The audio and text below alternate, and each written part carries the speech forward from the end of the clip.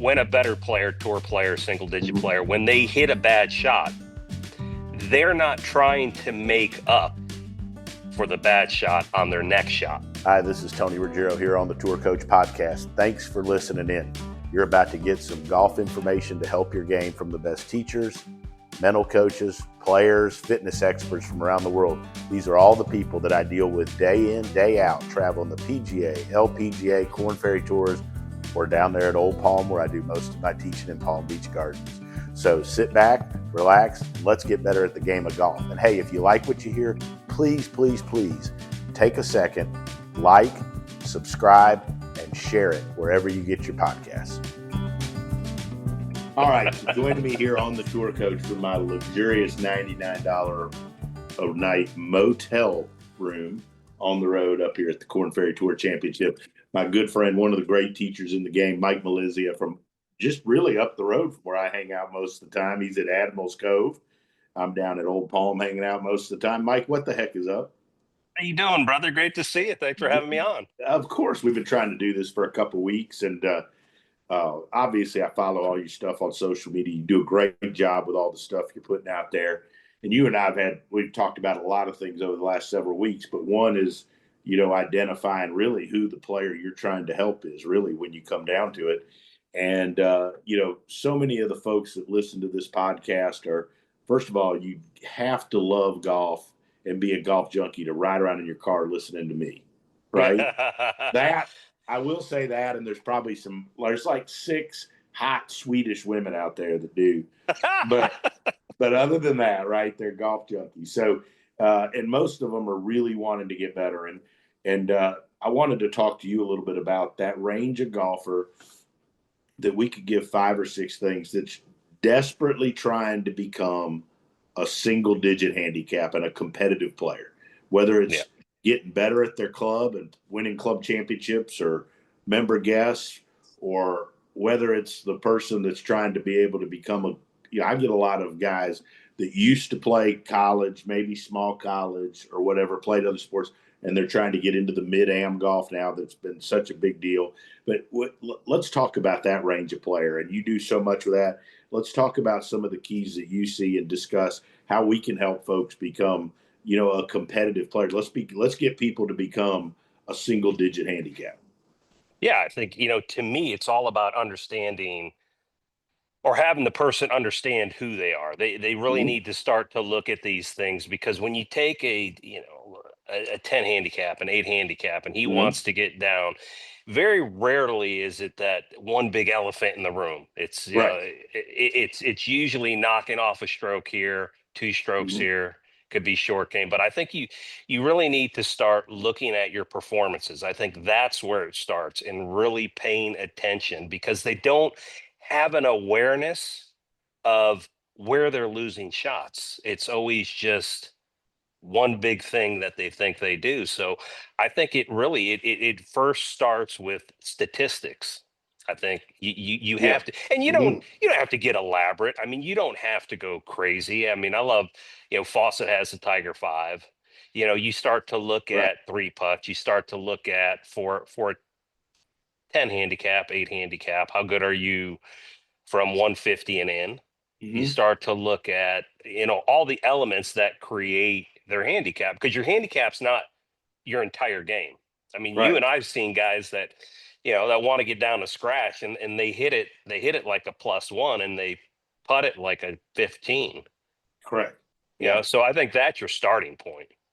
I used to, back in the old days of being on PGA Tour Radio, a guest I used to have on all the time that I did some stuff with, Peter Sanders, the old shot by shot golf days, right? Yeah.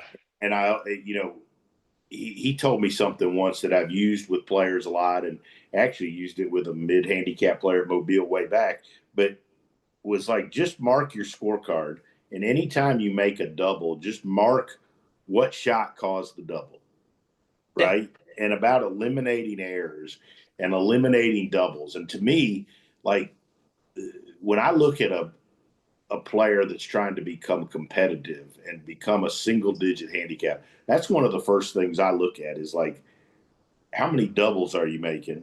Because I'm not saying now that I say this, probably both my guys will make 6 doubles this week. Uh, Yeah, but like when you watch the best players in the world and tour players, like I mean, the guys playing good and the ones that are, having good years and they don't make doubles. They make bogeys. Everybody, and I think they understand too that you can make bogeys.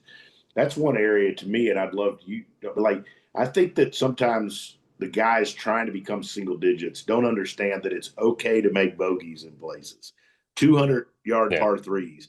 A four doesn't kill you, no, but no. fives do. You No, know. exactly. Every shot, my whole point is when I go on and do playing lessons with players like that, with, Mhm. 5, 8, 10 handicappers, is the issue they run into is every shot has the same value. So I'll put them in a position, let's say around the Mhm. green, and I'll say, okay, so on a scale of 1 to 10 based on your skill set, what do you think this shot is? And they'll say, uh, a 3. And I go, okay, so what are you going to Right. try to do? I'm going to try to land it on the green, roll it back to the hole. Then I'll put them in a tougher spot and I'll say, what on a skill set 1 to 10, what is this shot? And they go, oh shit, it's a 9 or a 10. I go, okay, so what are you going to do here? Well, I'm going to try to just land it over the bunker, let it trickle. I go, whoa, whoa, whoa, whoa, whoa. Hmm. You're taking the same approach to a 3 that it is a 10. I don't need you to hit that shot. What I don't need you to do is dump it in the bunker. Give yourself a realistic shot. So when you start Right. to look at, and that goes kind of into course management, the decision needs to be based on what is the shot, the skill level, 1 to 10, based on your handicap. If you're a 10 handicap and you got a 200-yard par 3, that goes up into the 7, 8s, and 9s. So it's okay, like you said, to make a bogey. Yeah, and again, I think that I just think that a lot of becoming a single digit handicap is just more awareness of the shots you can hit and the shots you can't, right? Yeah. And the likelihood that you'll pull them off and understanding and just an understanding of that. Like very seldom do I see a tour player hit a shot. I mean, I get it on if they're coming down the last 9 and they're one shot back. I mean, those obviously it's very situational. But on Thursday, Friday, Saturday, you very Yeah. seldom see a tour player hit a shot that would be a 9 or 10 difficulty that they've got almost no chance of it pulling off if there's another option and they can reasonably make a bogey. Absolutely. And the thing is, when a better player, tour player, single digit player, Mm-hmm. when they hit a bad shot, they're not trying to make up for the bad shot on their next shot. And that's Mm-hmm. what amateurs do. They try Well, to make up for it. Let me yeah, hit the miracle shot. I'm in the woods. Let me see if I can hit a low cut, slice it around, and chase it up on the green. It's like I don't need you to make 4. yeah, Just don't yeah. need you to make 6 or 7. We used to have a saying way back in my early days was like the time to make up for a bad shot is never ever the next shot. It's somewhere else in that round of golf or in a tournament, right? But like Absolutely. next shot, and like so you just hit one 265, 35 yards offline, and the next shot you think you can hit 180 between trees this narrow, like it Yeah. doesn't make any sense, right? But that's what they do. I agree 100% on that. Yeah, it's just saving the shots that you can save, and they don't. As I said, what I see is they don't view the level of the shot because when you ask them that question, it kind of answers the decision that they need to make. And I'm going, Mhm. okay, so if it's a 9, why would you try the same kind of approach? Just get Yeah, it over the bunker, let it trickle down to the hole. How about we move the pin 10 feet past where it is, and this way, if you do miss hit it a little bit, it gets on the front of the green, it ends up close to the hole. If you hit it correctly, it should be 10 feet past the hole. Give yourself yeah. a chance. Give yourself. So we've talked about eliminating doubles, shot selection, really, especially around the greens. Eliminating doubles. Where would you go next, trying to help somebody improve, Well, become a competitive player? I think once you identify, as I said, keep the statistics and start to break that down, then you have to go into practice. How are you Mhm. practicing? Right. And I do this, I take the same approach, whether it's a 10 handicap or a tour player. I'm looking at all the variables that contribute to their round. So how are you practicing? In what way are you practicing? And most Mhm. of them are not practicing the skill set of golf. They're practicing golf swing. Right. Agreed. And I would add to that, obviously there's different people with different strengths, but I don't think that near enough they go hit balls and all of that and work on their golf swing, but they don't practice and really understand like the importance of 100 yards or 120 yards and in and distance control and wedges and how to practice where they have to hit. I do this with all the folks that come to me that try to get better in the range we're talking in, like knowing how far, how far the target is. It's 115, okay, but you can't hit it past it, and you can't miss it left of it, right? Hmm. Or whatever. Putting things that you have to do on the golf course to become a better player, right? Like every shot is not a full swing shot, especially inside 120 yards. And I don't think near enough, if you really wanted to me become a single digit player, especially if you're wanting to become a scratch or better, like becoming better in that scoring zone where you can hit numbers, you can control which side of the hole you hit it on Hmm. and hit your numbers is a huge deal. And especially 30, 40, 50, 60-yard shots. You see how many of those you get. That 200 and something yard par three we're just talking about. If you miss hit it a little, it's just short of the green, it might be a 30-yard pitch to the back. Yeah. Yeah, and it's writing down how they practice, and to really, as coaches, we're looking at these things. We're looking Mm-hmm. at, are they getting the best out of their round? I mean, hell, if you go to another sport and you look at their practice, how differently it is from ours. First, they're practicing on the field they're playing in. Right. Secondly, secondly, they're going to work on some mechanics. Second part Mm-hmm. of practice, they're going to work on drills. And the final part, they're going to scrimmage. So they're going to cover the whole spectrum Right. of what the game is, because that'll translate. So, And I think that. you talk about all the facets of what the game is. I think that's a big part of it is helping people understand that like the whole game isn't just your golf swing. Like and I know you with the good players you work with and the tour players and stuff like sometimes with this generation where there's so much info, there's this quest for it has to be perfect. And if you get one more piece of information or it's a little more perfect, that's all of a sudden going to give you a tour card or make you a scratch player. And you and Right. I've seen enough people with beautiful golf swings that it'd be no matter how much tech you use, it'd be like picking fly shit out of pepper, trying to Yeah. find something wrong with it, and they're still struggling. There's just so many facets and so many skill sets required, and most people, to me, don't address it all. No, they don't. And the better the player, the more that I tell like the younger coaches, they're going to fool you, because you get a good player. Hell, even put me in that environment. Put me in the performance Yeah. center. Put my numbers up. What do you want? I can hit any shot you want to hit. So that's not a Mm-hmm. question of having the ability. What are you going to tweak? What are you going to do? But now there's a difference that, okay, so we talked the first part of it, having an understanding statistically. We talked the second part about being strategic. We talked the third part about practicing. Now the fourth part, Mm-hmm. just because you have all that shit, but you go to a PGA Tour event, you can't tell me who's going to win based on those guys on the range. No one misses. No one's Yeah. flaring it anywhere. So now you got the next part of that's going to be a performance issue. Can you make it perform? That's why all they talk about is when a guy gets hot, they talk about his swing. Mm-hmm. Everyone's going to have a different swing and make a different swing work. But what makes Scotty Scotty? Is it his swing? He understands his Yeah. swing. He knows his tendency. He has his practice reps in. But being able to hold up under pressure, that's what separates. So But then I the think that one thing tour players and really good players also do is they have developed some sort of a shot that they can hit when the shit's not going right.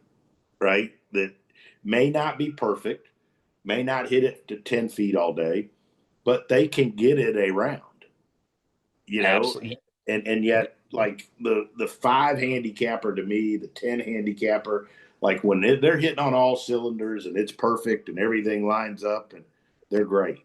But when it gets a little askew, they're not good. They're not even good. They go to No, bad. they So it's like, to me, it's learning how to manage your bat and develop a shot. Like, to me, the people you're talking about, like, that are great players like yourself, like, man, you could go out there. I know you could go out there on a day you don't have very good stuff, and you would figure out how to manufacture a way and hit a shot around the golf course. absolutely. And that comes from a couple things. One, practicing. Mm-hmm. Yep. So that's your skill set. But two, that's not about practicing just that perfect stock shot where I hit it perfect that is practicing. First thing I say to my players is, what's your go-to shot? If you got to get it in the fairway, what's your go-to shot? What do you do? I know for me as a player, my go-to shot, I got a little more upright as far as at address. I got my right hand more on top, and I know that thing wasn't going left. It wouldn't go as far as that bomb where I tomahawked that sucker down the fairway. But if you Right. said to me, get it in the fairway, I can hit that thing and I could manage it. And that's what great tour players do. They know the go-to shots. So you talk to great players and they have an array of shots. Could be, for me with my irons, it was more of I could do anything with it, but I like the knockdown trap shot, little draw. But if I was leaving it out or overhooking it and it wasn't working, then I'm going to a hold off shot. So it's knowing your game and knowing what to go to because the fields change every day. We think Right. that we're going to Right. manufacture this perfect swing and then we're going to put it out there where in fact situations, are constantly changing. Right. So if you Yeah. don't know how to adapt to the situation, which would be, once again, knowing how to perform. I mean, that's why, I always tell people, look at right off the bat, no matter what your handicap is, as far as if you're, 5, 10, 15, if you put my head or your head on their body, they're going to shoot 5 to 8 shots slower. We're not going to make First thing I mistakes that tell they them is that make. first thing I tell them is if we did that, they'd be good looking people. Well, hell yeah. Yeah.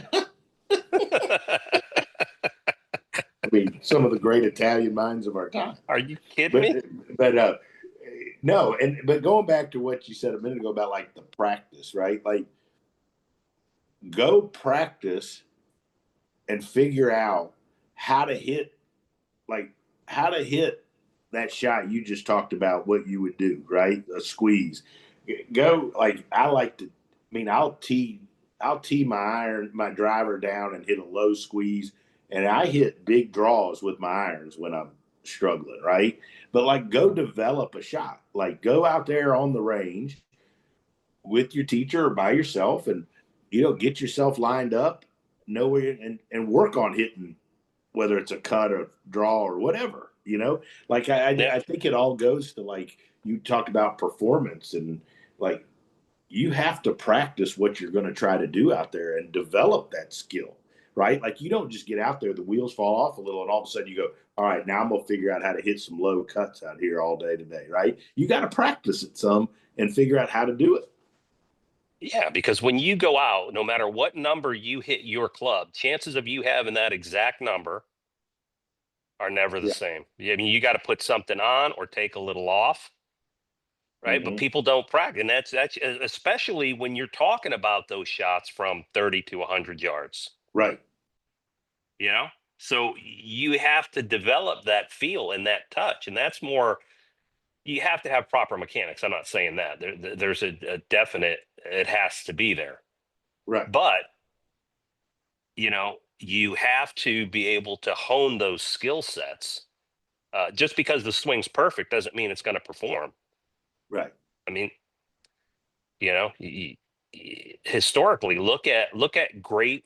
great ball strikers throughout the years. And I'm not talking about, you talk about great ball strikers, you and I know because we study the stats, but you look at the guys like John Senden, you look at the guys like, and a lot of people don't even know who these guys are. These are guys who couldn't chip it and putt it, but, they're predominantly one dimension.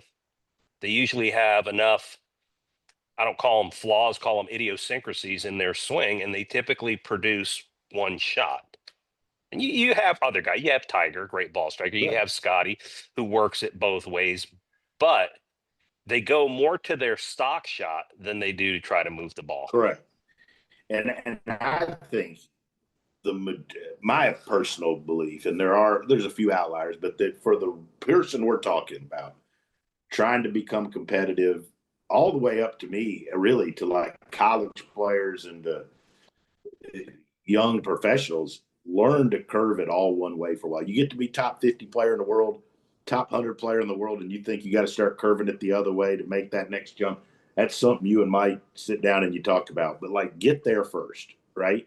Like, learn to just hit. I mean, I think I see so many folks make dumb mistakes and big errors, like trying to hit some shots or curve some shots that it just doesn't call for. No, no, and, You and know? even even in practice, a lot of them don't understand. I've had a college girl when I just started with her about 6 months ago when we first started. Her miss was right, and one of the things I wanted her to do was miss right, hook it left, Right. miss right, hook it left. And she's like, "This doesn't serve a purpose." And I said, "Yeah, it does. Because if you can purposely miss it right and you could purposely Yeah. miss it left, then you know how to make the adjustments." Mm-hmm. Mm-hmm. Because it was, in her case, it was a path issue at first, and then it was a face issue. But when you're, not that I want you to hit a perfect stock shot, but you got to have a dominant shape. Yes, I agree. And 1,000%. by hitting these different shots, you're becoming more face and path aware. Mm-hmm. So then your stock shot actually becomes better, Right. right? And because that's what it comes down to. It's Yeah. having an awareness.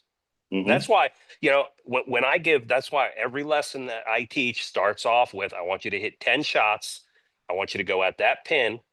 And I do not want you to make any adjustment based on the previous shot, because that's what they do without even telling you. They'll hit one right, and in their head, they're not saying this out loud. In their head, they're going, "Oh shit, you know what I did? I know what I did. I should have did this." And then the next one goes way the hell left. And now I Right. can't really even see. So I need 10 shots. And then I'll go, all right, now let's assess, out of the 10, you miss 7 of them right at your target. Mm-hmm. Do Mm-hmm. we want to play that shot, or do you not want to play that shot? And then we can kind of work it from there.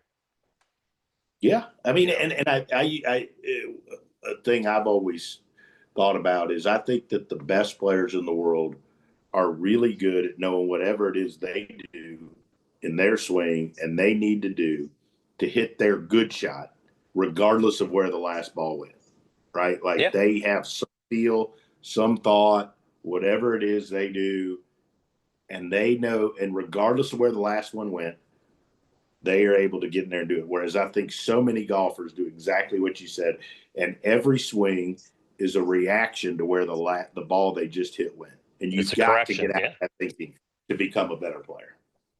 yeah, yeah, and you see that. I mean, you see that all the time. And I'll stop them, because one will go way right, and then the next one will go way left, and I go, all right, stop. What did you do?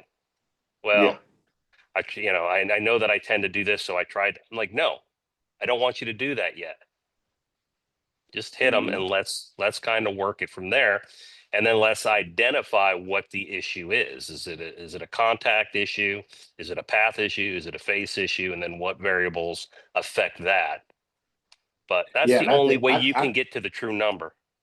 I think the majority of golfers out there, and this would be most all of them, like they're chasing symptoms and effects rather than fixing the cause, and that's why they never get Oh, long lasting improvement. absolutely. And I Yeah. always tell them, I'm like, listen, the problem is you know what the ball did. You Yeah. don't know why the ball did it. Right. Like it's like the rash of golfers that come in that 7 to 15 range that are a little steep and a little too out to in.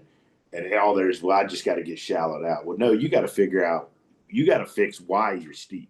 Why does the club come from out to in? Right. Yeah. And they're too busy. I mean, but I mean, I'm glad they don't. That's why you and I make a living. Right. Well, You yeah. know, you know, but I think that's a huge deal. Like, you look at all the things we've talked about, the 5 or 6 things we've talked about, like, then when it comes to the golf swing, it's understanding what the one thing is, 1 or 2 things that's the cause, not the symptoms. Yeah. And that's what I always tell them. You have to come in steep. If you come in shallow from this position, you're going to miss the ball. Yeah, Your body's just reacting to what it needs to do yeah. from another area. That's all. It's a domino effect. It's not the end domino. I had this guy one time. You'll love this. This guy had been going to this guy down South Alabama that taught everybody to bow. Right, everybody had to get bowed at the top and shut. And this guy already had a strong grip, and he got so bowed and shut. If you'd have turned that thing around a few more degrees, it'd have gone back to open. Probably it was so shut, right? Like, but Oh shit. he swung so into out, right? And he goes, well, and he would way into out, and he'd hold it way open. He goes, well, why do I do that? I said, shit, if you swung that thing down the plane and flatten your left wrist, that some bitch would hook and hit your left shin. It would come in so shut. I mean, this thing would just have a blinker on and hit your shin. And it's like, but this guy had been, he's trying to get his numbers and do all that. It's like, man, like you got to fix why you're doing it. Yeah.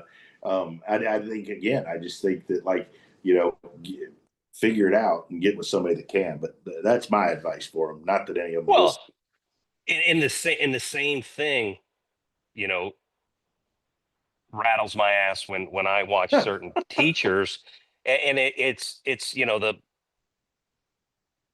if he's got a path that's 7, 8 out to the right, and then all of a sudden they go, okay, so you're swinging out to the right now. Let me see you swing left, and I'm going, no. Why is he swinging right? Correct. I should be able to make a change, and then that number should go. Let me ask your opinion on this. I'm just curious. I think I know what you, but like very few times to me is the path the problem, right? Like to me, I think every now and then with tour players, you get a guy that they just may tend to get a hair a little into out or something like that, right? Yeah. But like most, like to me, the path's hardly ever. It's to me most of the time it's a result of the face or the way the body's moving or something in there, way more than it is just like, oh, I'm just too out to in or I'm just too in to out. Well, sure. I mean, you don't. Very rarely do you see somebody with a shut face coming down, swinging way left. Mm-hmm. What? Why are they swinging right? Well, they have to. They have to do that. And you know what? They can sometimes survive it. Ball's going to move too much. They're going to. But I can tell you, if you had option A, which is a shut face swinging left, coming down where that club is closing. I'm not talking Dustin Johnson where he's Yeah, rotating. yeah, yeah, yeah, yeah. All right, I'm talking about swinging left and the face is tends to get shut, or he can swing out to the right with the face shut. I mean, he's going to survive. Not going to survive either one, but he's going to at least have a chance. Oh yeah, yeah, yeah. I, I'd rather have somebody a little shut than open, personally. Just you know, for me, I I think agree. every teacher's different too, right? I think everybody has different ways of doing things, and I don't think that that's bad, or I think that's good. I mean, it gives different people different voices, but yeah, I think we've given out some good stuff, and I mean, again, I think the majority of, to me, the message here is that if you've already gotten to be a 5 or 8, 10 handicap or 12 handicap, you've probably already got a lot of good stuff in there. The next step is probably less about fixing something in your golf swing and more it is understanding just what we just talked about for the last Yeah, 10. I agree 100%. It's more about understanding your golf swing, Mm-hmm. understanding the adjustments that you have to play. It's about understanding course management. It's about understanding where your stats are, and it's about managing and understanding how you practice. So Yeah. that's what makes it hard, because it's not that big elephant in the room where I can just go, hey, Tony, Right. I shot 75 today and I had 36 putts. And you're like, well, no shit, we got to work on your putting. Yeah. It's Yeah. hard. It's hard when I had a girl today, plays in college, good player. And how'd you play? She shot like 72, 70, 72, 77, 74. And she's like, but I don't really play that bad. And I go, well, you didn't. And then we started going over, and even the better players, aren't aware of that. And I say, okay, so if you had three putts, we take that away. You missed 5 greens, but you only got 1 up and down. What if we got 2 up and down? So you start to look at this, and now all of a sudden 75 becomes 70 or 69. Right. But it's Exactly. very hard to see because it wasn't that, I made 3 triples. Correct. Yeah. I also think too, like, people have to look at things in big picture. Like, you can't just look at one round of golf you didn't play good and that be what No. y'all need to do, right? Like, you have to look at, like, all right, stats over 5, 10, 15 rounds, right? To get a picture. Like, these people come in and they'll just, well, I mean, maybe you just didn't putt good that day. Maybe you didn't see the line. Amelia and I talked about that today. I said, like, man, like, your strokes gotten great, your process, blah, blah. Like, you had 1 round last week. That doesn't mean you're doing the wrong stuff. And he goes, you know what? I just had a day I didn't see the line very good. Well, it happens, right? I mean, it happens. We're human. We're human. We're human. Right. We're not machines. And everyone thinks, and that's the thing, you even look at where we are as golf instructors, right? You look back in the day, before we were born, look at, you took lessons from players, Yeah. right? Mm-hmm. And then all of a sudden, it changed and it went more into, which I think has helped, definitely helps. It's helped and it's hurt. But we lost sight of playing the game. Yes. And then we want this perfect swing with a perfect ball flight. And we then now have tried to become machines. You're not machines. I still don't think you should take a golf lesson from somebody that couldn't break 80. I agree. I mean, look at, I don't know if it's right or wrong, but I can tell you, as a person who stood up in a major championship, having everything on the line, my perception of how to play the game and what they're feeling under the gun is going to be different from somebody who can't break 80.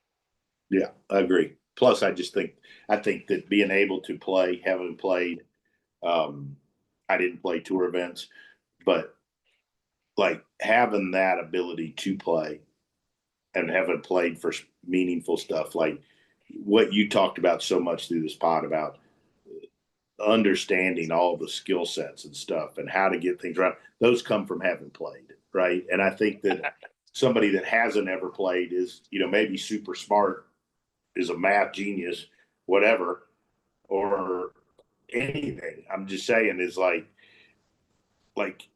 if you've not really been able to navigate around a golf course, like, to me, I think that that's important to be able to know, to teach. I think it is definitely for the people that want to get to that higher level. Yeah.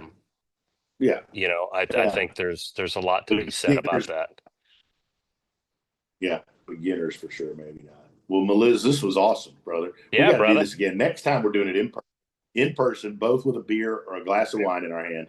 Perfect. Hey, I'm right down the road from you, man. You let me know when I'm there. All right, perfect. And chicken wings. I don't like to go far without my chicken wings. I love chicken wings, man.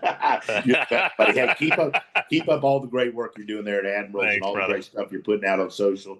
Everybody, Mike, go ahead and give out so everybody listening, make sure you check him out on the gram and all the stuff. What's your? Yeah, definitely. Mike Malizia Golf. You can find me there. That was tough. You look on some bathroom walls. We'll look on some bathroom walls around South Florida too. But anyway, you're the best, buddy. We'll look forward to catching up soon. All right, brother.